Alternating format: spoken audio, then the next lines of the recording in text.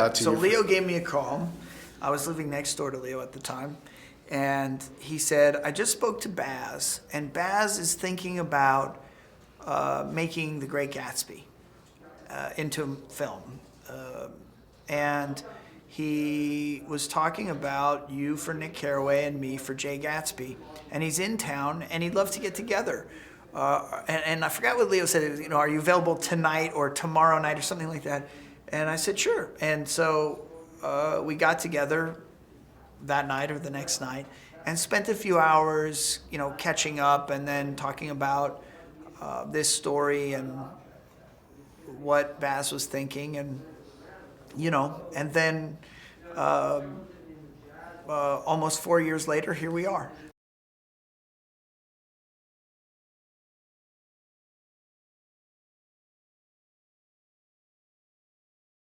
It was a blast, and the whole process was a lot of fun because, as you know, I have you spoken to Baz and have you talked to him before? I mean, Baz is terrific. I auditioned for Baz for Romeo and Juliet for a part in that movie, and I did not get the part, but I remembered that audition for years because I had such a good time with him. He's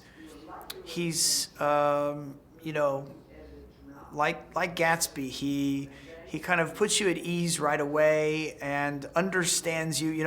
In the book, Nick says something like, his smile was one of those rare smiles that something like he understood you the way you wanted to be understood. And there's another little part there I can't remember, but that's how Baz is. He just gets in there with you, and right away you feel cared about, supported, and like you guys are going off on an exploration together.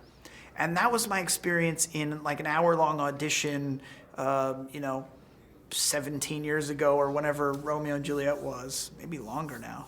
Maybe that was closer to 20 years ago. Anyways, and so that was the journey of the film. So, again, that was 4 years ago, that conversation, and we had many steps along the way. We had lots of conversations, phone conversations, emails. We would get together and have lunches, record voiceover early on. Then we did a workshop with just Leo and I, then the whole cast.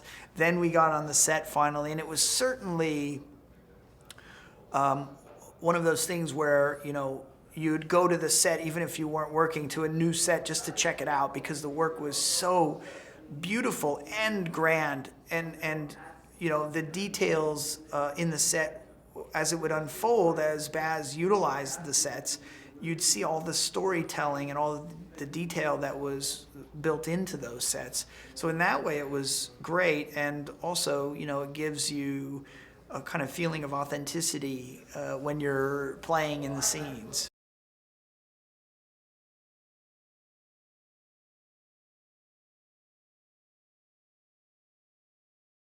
We talked about Nick being a kind of grounding presence and the audiences in, and being the kind of relatable character who is a very decent kind of Midwestern guy with good morals and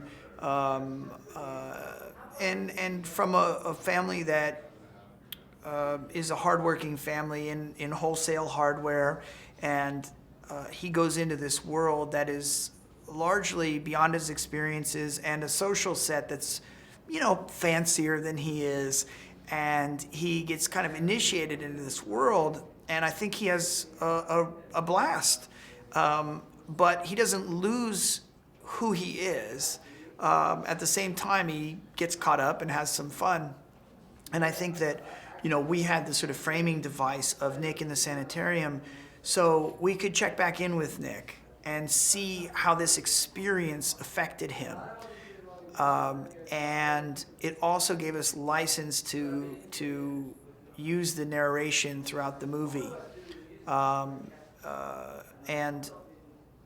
in the book, you understand how Nick is experiencing, these scenes and these people. Even if he kind of floats back and he's observing, in the book, like, his voice is all throughout that stuff.